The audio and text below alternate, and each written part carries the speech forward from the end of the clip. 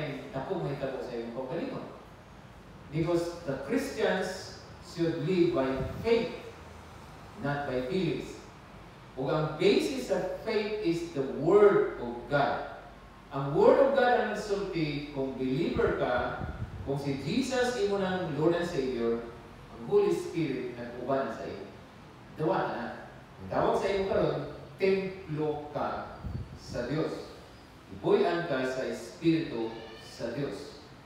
Dawa na ang kamatuoran. Kung dawa mo na rin ang kamatuoran, iyak na, hindi mo siya, hindi mo siya kauban. Kung hindi ka mo dawa na ang kamatuoran, wala naman. Wala, hindi mo siya, hindi mo siya recognize. Wala na siya. Paano siya mag-work sa iyong life? Kung nainamutan na, active ba ang Holy Spirit all the time? Nakatubag, yes. Active siya all the time, pero kita hindi active na nag-obey o nag-follow sa iyo.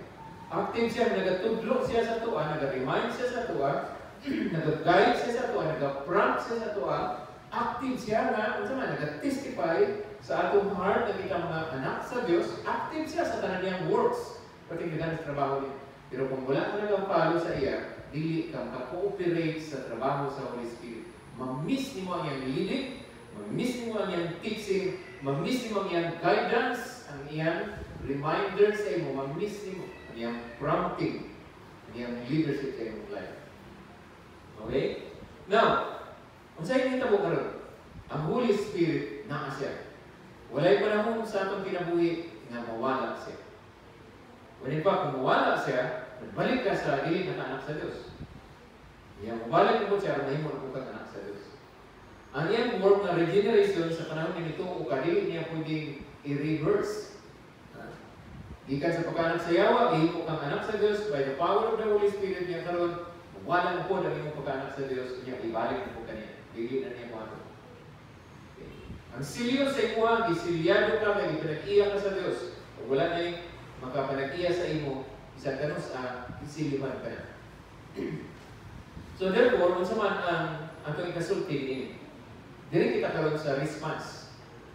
Ang atong response sa gugma sa Diyos, the response, our response, i-take lang nato as one, to God's love. 1 John chapter 4, verse 19 to 21. Basahin na po natin ito para makita natin na nagkaroon lang tayo ng capacity to respond sa love of God dahil nakatanggap tayo ng kanyang pag-ibig.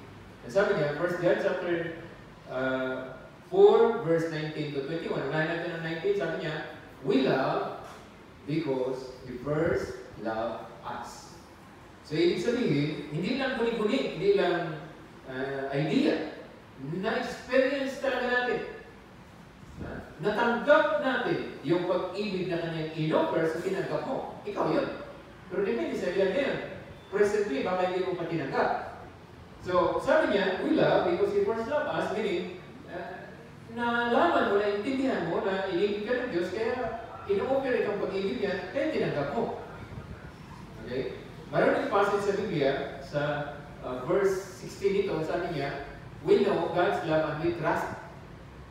And so we know and rely on the love of God. Yung kita natin, we know, naintindihan natin ang pag-ibig niya. So we rely, we trust on that kind of love. Yung naintindihan mo ngayon patungkol sa pag-ibig ng Diyos, kung maniwala ka, yan ang ibig sabihin ng 1 John 4:16. So kaya nito umang ka sa gugma sa Diyos, karoon na imong naintindihan, maunang, dili na ka maglisod na mo respond sa iyang gugma. Wala'y mapilit na sa imo, dili na ka kinanglan na itulak o birangon kung sa loob na makarespond ka. So ito, nahigugma kita kay unang siya nahigugma ka na ito. Pagkabot sa verse 20, anong sinabi niya? 1 John 4:20. So sabi niya dito, if anyone says, I love God, yet hates his brothers or his brother, he is a liar.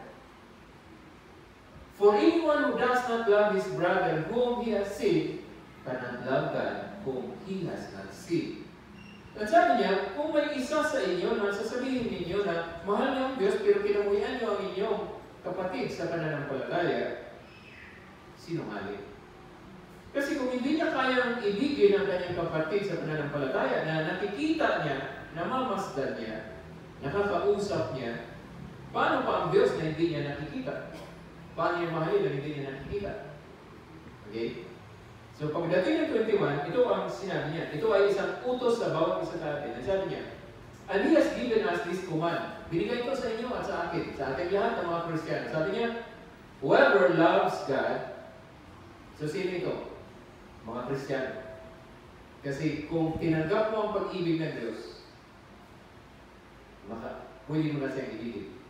Na sinasabi niya, whoever loves God must also love his brother. So, easy parable ito.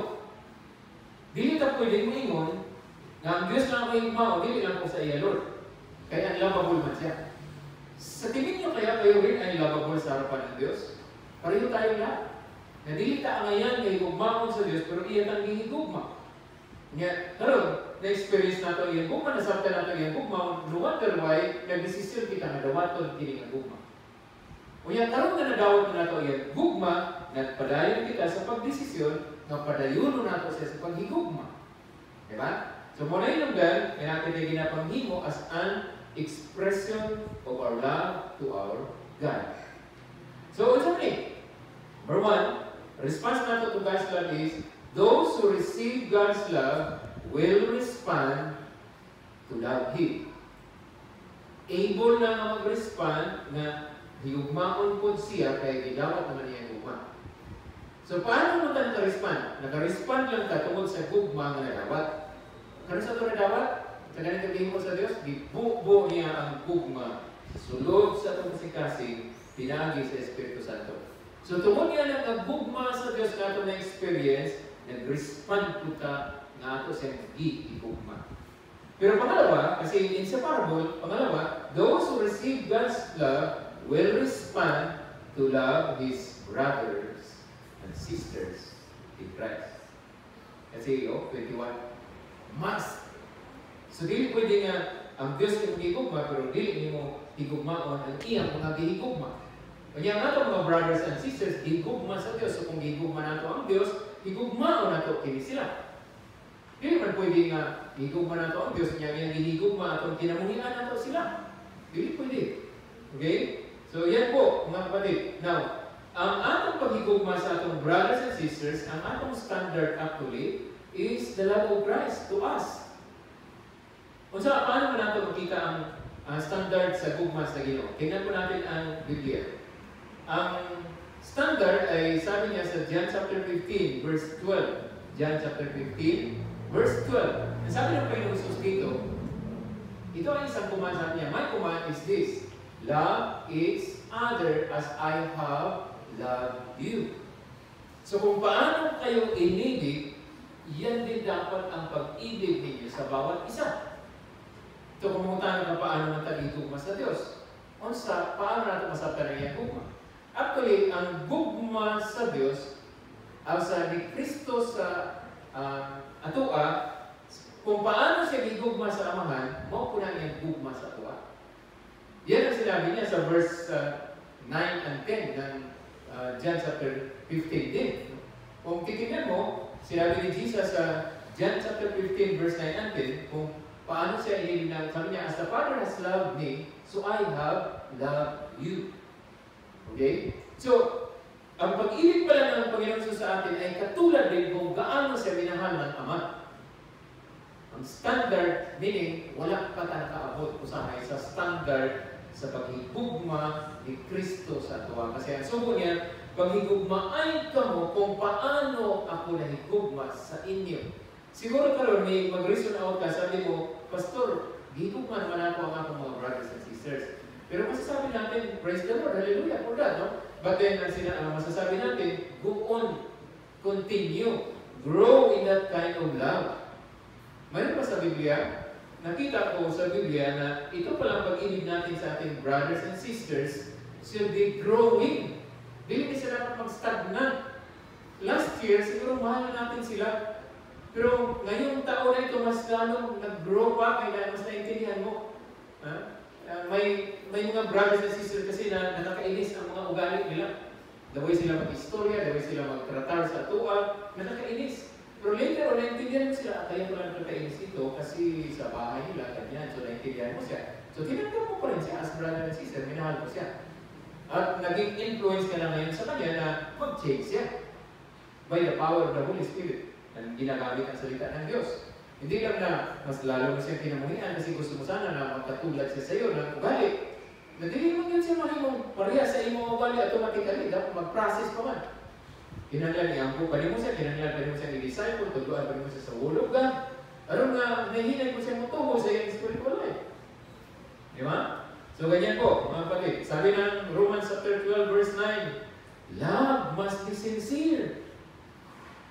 So, isang tinuod na wala man tayo, habalong kayo po nga, nahigugmata, ang iba sa ito, nahigugman naman dito sa atong brothers and sisters. Ang kulang lang sa ito, ang expression kay wala tayo enough time, wala tayo igong kakayahan, ngayon express kayo atong gugma sa ilang. Pero dapat sa ato kasi igugma nato sila. Kaya sa atong mga pag-ampo, nahinamdaman nato sila. Siya, wala kayo panahon, mamuampo na lang sa ila. Siguro pag-express kayo, kung regalo, hindi mo sila matagong regalo tanan, kung malibre, hindi mo sila malibre tanan. Pero sa mga pag-ampo, malibre mo sila. Diba? Siya rin mag-isa-isa na minuto dito ka magkaampo para sa ila. So kung panalitan na ay isa dire nga nakita nato madili kayo sa panalangin niya, nahinumduman nato sa tanan, isa ka minuto inyo, isa ka minuto ako, pero ka minuto ang prayers na nabutang para sa iya. Pero tingnan na. Tingnan na lang ha? Nagbago, binago ni Lord. Praise the Lord. Diba? Tapos, minsan may mga daghan kayo mga bagay na kinanglan pa mag-grow. And instead na mag-hate tayo, ipag-pray natin. Tulungan natin. Gihuman ka na ito. Ato tabangan. Pero nga tinuwag na mausap. Okay? Ang sabi niya, masahin natin, love must be sincere. So kung sincere ni mong love, ang sabi ng kwaton, ang karoon sabi niya, hate what is evil. Cling to what is good. So kung love mo yung brother and sister, hindi ka mag-take advantage sa iya kasi evil na siya, mag-take advantage ka. Kung i-deceive mo siya, evil na siya, hate what is evil. Kung totoo, sincere ka sa iyong gugma, sa iyong brother and sister, dili ka mag-limbong sa iya, dili ka mag-deceive sa iya, dili ka mag-sinungaling sa iya. Kung makapag-sinungaling ka, mag-repent ka sa harapan ng Diyos. Okay? Kasi dili na mo kinaiya, dili na gusto sa Diyos na itong bukabatong sa iya. Yan, ikaw pag siya dili, cling to what is good. Kasi mahanapin sila, nag-iisip tayo kung ano ang mga bagay natin gagawin na mabuti na ikakabuti nila. Muna itong ginaisip, mga igsoon. Para sa atong mga kaayuhan, sa atong mga kaigsuunan, diyan sa Ginoo. Siguro, na yung mga times na nakita natin, mga uban sa atong mga leader, uban sa atong mga workers, sabi natin, anay-anamas na yan sila. Pero nakita natin, naghihikaos eh. Siya rin dili ka at all. Usahay, murag, manugunan ka na makagasto ka o makarelease ka o kwarta. Pero nagtrabaho sila. Kung ingon ang Biblia, angayan sila. So kung kita nimo ka, ikaw, relax mo ka na. Kung kita niya, kung kaya ka nakahago umayon sa ministry, tapos sila naghago umayon. To the point kung sa'yo, nakulangan na ilang time sa ilang mga pagparingkama para sa ilang panginabuhian. Kung makahatag mo lang ka 100, ikasuko din na nimo. Diba? Brad, busy mo tayo sa mga sa Ginoo. Pero katabang ko ninyo, partner ko ninyo sa ministry. Ako'y gamay, pahalipay sa inyo. O nila, yawat na lang, dugag-dugag sa inyong pangkasulina. O yawat na lang, papalit na sa kilo bukas. Ano? Diba? Kung sa itong makaayo, mo na ginaisip na ito. Diyan na gustong i-withhold ang mga butang na panalangin para sa ila. Kasi ang ingon sa Biblia, kung inyong panalangin, si Abraham ang unang isaaran na, pero makaliwat ng ni Abraham tungkol sa pagtuo. Kung panalanginan nimo ang ipanalanginan sa Dios, panalanginan kanya. Kung panalanginan nimo ang imong brothers and sisters, panalanginan kanya. Subo na sa Ginoo, dili na sa pwedeng lubago. Pero kung imong tunglohon, o imong dauton, o imong sa panalangin, imong buhaton sa imong brother and sisters in the Lord, musong balik na gihapon sa imo.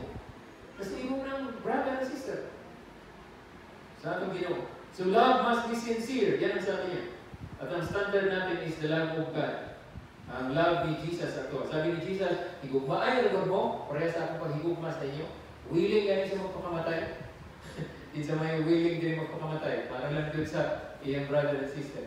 Pero sultihan ka, kanang imong ginaspend sa imong oras, sa pag-disciple, sa pagtudlo, or nag-contribute ka para sa iyang needs sometimes, okay nga siya, nasa mga panginahanglan.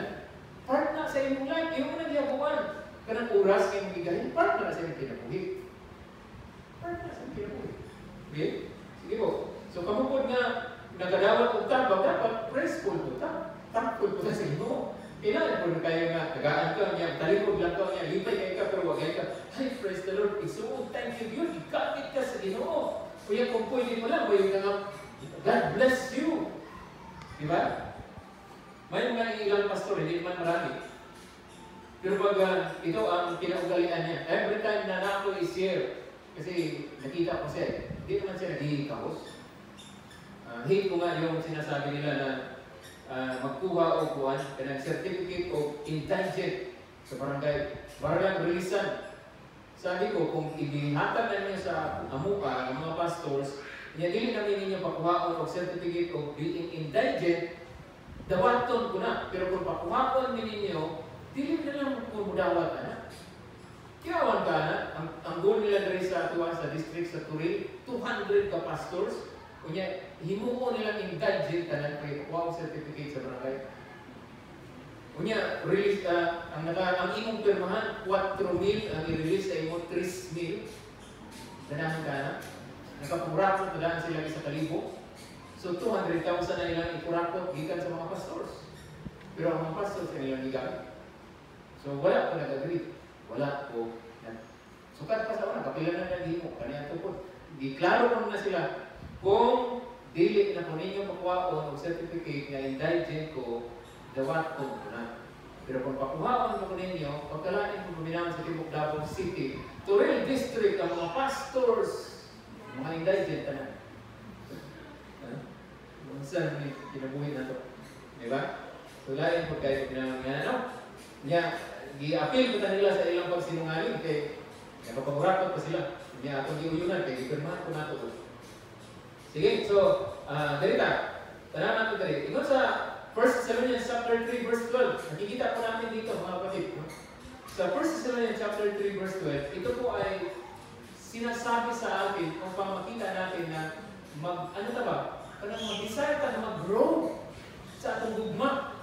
Yung sa dali, may the Lord make your love increase. So, anong ibig sabihin nito?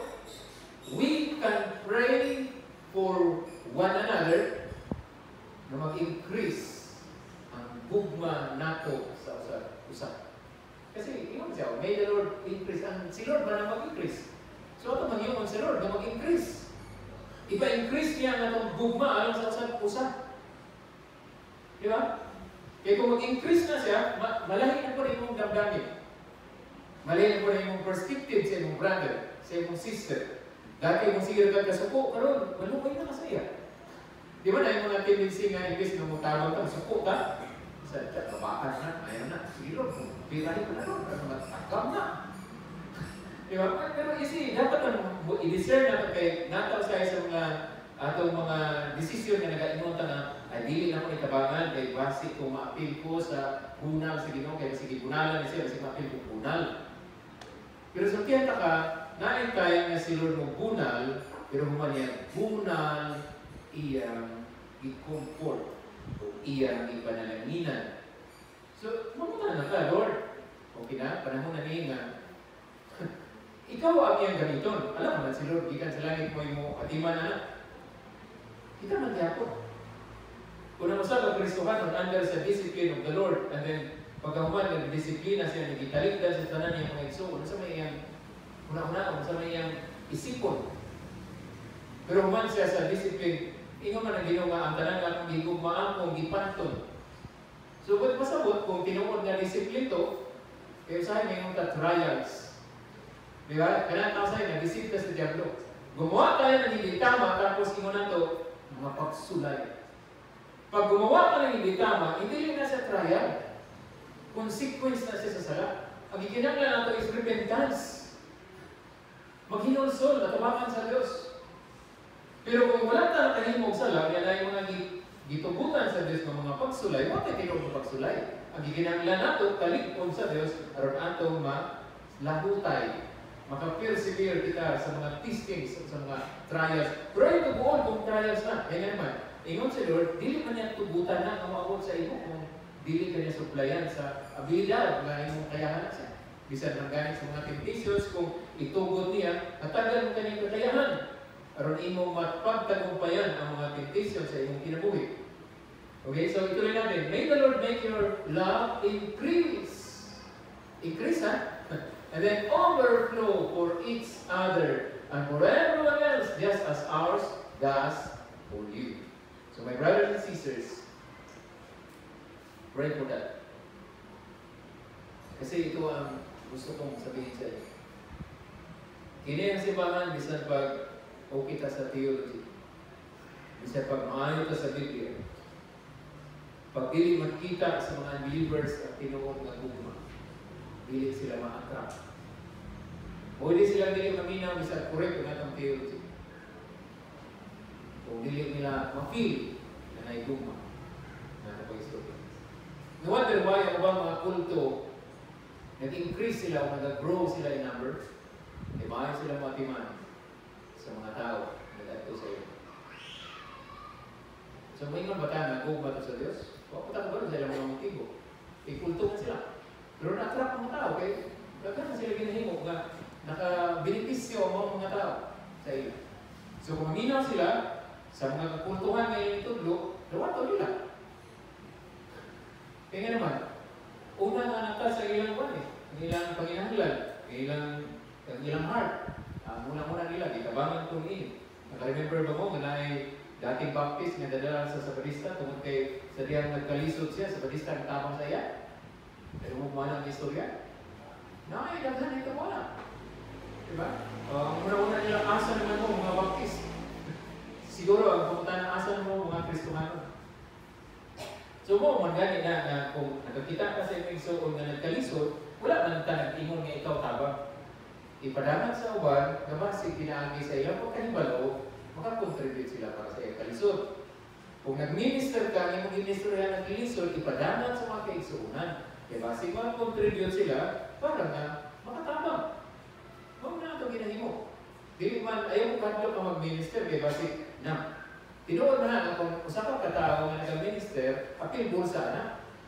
Pero ayaw sa luha, kaya daghan man ang mga tao, daghan man ang mga kaigsuunan, na pwede maka-contribute para dili ka mabugatan. Nga pas-anon po nimo ang iyong pasan, ayaw kung pas-anon ka na niyong pasan, huwag ko ilang.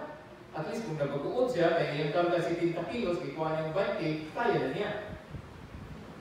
Diba? Pero kung ang leading ni Lord, imong kuhaon, para maka-praise the Lord siya, okay, praise the Lord. Kuha. Pero kung ang leading ni Lord, part lang sa ipastan ng imong kuhaon, inapoy mga tao, lalo nagwa pa sila nitubo, isa Kristohano na, sabi nila kung Kristohano na sila, hayakay na sila. Sa kubangon tanan ni brothers and sisters nilang palasanon, mahimo kang irresponsablyan. Diba? So, binatabangan, aron makalamutan, makapadayon sa pag-alagad sa Diyos na matipadanan. Abinta mo man. Tiwasan na ito eh. So, what are some actions of our love or response to God? Kung tinuod na gigugma na ito ang Diyos, gigugma ko na ito siya, gigugma ko na ito ang iyang mga pulo. Ganahan ka sa iyang word. Kaya ang nakasulat sa Psalms chapter 119, verse 97. Mataas-taas pa, pero yan na lang siguro ang ating basahin. So, Psalms 119, verse 97, ang sabi niya doon, ipakita sa salmista kung giunsa niya paghigugma ang Diyos. Sabi niya, oh, how I love your law. So, kasi ang tawag dito sa salita ng Diyos, balaod. Sa Old Testament kasi balaod. Ay, balaod sa halad, balaod. Mga balaod na, pero pulo na sa Diyos. Pero ang ceremonial na balaod, wala na sa pagkaroon. Gipulihan ito sa halad ni Kristo. Sa atong time, sa New Testament, marami rin, ang tawag na ito, no? Instructions of the Lord, Word of God, o Scripture, napunan niya po, precepts, statutes, mga balaod sa Diyos. I-express niya dahil siya, grabe, ang akong paghigugma sa iyong balaod. I meditate on it day all day long. Grabe ang paghigugma niya, grabe ang iyang longings, grabe ang iyang thirst, ang iyang hunger sa Word of God. Now, kini igsoon, pamuntan na imong kagalingon kung mao man ang imong feeling sa Word of God. Di honest lang. Sa time na nag-attend ka ng Bible study, sa time na nag-attend ka ng Sunday school, Sa time na nakikinig ka ng preaching, kung imong ipakita na dili ka interested, and then sa cellphone ka, nakatingin, paliban lang siguro kung nandiyan din ang electronic Bible or mga verses po na yung tanaw. Pero kung hindi naman, tapos may mga messages dyan, tinitingnan mo, kaysa nakikinig ka sa message, anong sinasabi mo sa Diyos? Mura ginahingan mo sa Lord, ganang imong mensahe, dili kayo na importante sa ako. Kining na ay mensahe sa akong cellphone mo ni mas importante kasi di ka sa akong friend. So kahit nangungusap ang Diyos, hindi mo maintindihan kasi mensahe ng ibang tao ang ginauna niyo. So pinapakita natin sa Kanya na hindi natin siya ihigugma. So kung wala na ito ihigugma ang Diyos, kung sa may maanyong utang ang atong i-expect sa iya. Kung wala lang tayo i-grasyahan, ako, taon sa nakaka. Diba? So another, kung mahal natin ang Diyos, we will obey His commands. Hindi man siguro perfectly ma-obey natin lahat ang commands of the Lord, pero from time to time, habang nag-reflect ka, may command minsan na pinaparating niya sa isip mo. Yan na command ay gusto niya i-obey mo, sundunin mo. Yan ang nakasulat. Sabi ng 1 John chapter 5, verse 3. Paano natin maintindihan na mahal natin ang Diyos? Maintindihan natin at magkasigurado tayo na mahal natin ang Diyos kung sinusunod natin ang Kanyang mga utos. At ang sabi ng Biblia, ang mga utos niya ay hindi mabigat. Noon, bago akong Kristiyano, kasi sa dami ng mga utos at ang atong mga teacher sa mga legalistic sila kung mag-istorya ba? Buwata. So sa kadaghan sa ibang buwat, murag uok na ka, tukana na rin, bukas na kayo. Murag di papasaan yung ganyan kayo butang. Pero from time to time, si Lord may ipapagawa siya. Hindi lahat ng utos that day gagawin mo. Pero of course may mga utos everyday na dapat mong gawin, like pray always, o everyday na dapat gawin. Itahi ang sala, kadadlaw na yung muli kaya.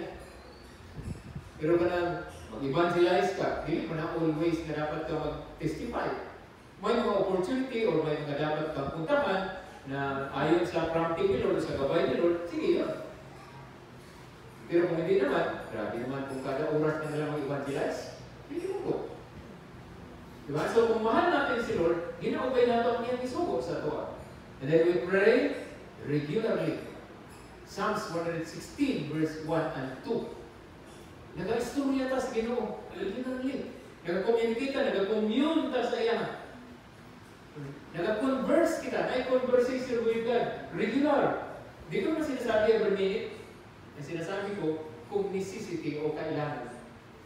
From time to time, pinakausap mo siya kasi mahal mo siya. Di ba? Sabi niya, I love the Lord. Bakit niya natutunang mahalin si Lord? Sabi niya, for He heard my voice. Anong dinggin ni Lord na voice kung hindi ka naman nagsasalita? Kung hindi mo siya kinakausap. Tapos sabi niya, He heard my cry for mercy. Kaya pala eh. May mga times na lumalapit ka sa Diyos, naghihingi ka ng mercy of God. Kaluhin ko, Ginoo. Maluoy ka, Ginoo. Maluoy ka. Lord, maluoy ka. Heavenly Father, maluoy ka. And then he said, hear my cry for mercy. Because He turned His ear to me. Paano i-turn ni Lord ang kanyang ear kung hindi mo naman siya kinakausap? And then sabi niya, I will call on Him as long as I live. So yun, regular ang iyang pagpapiksulti sa Ginoo. Kasi higuman. Una ang ginapakita. And then we serve Him in and with love. Because without love, kahit ano bang mga gasa niyo, di ba yung chapter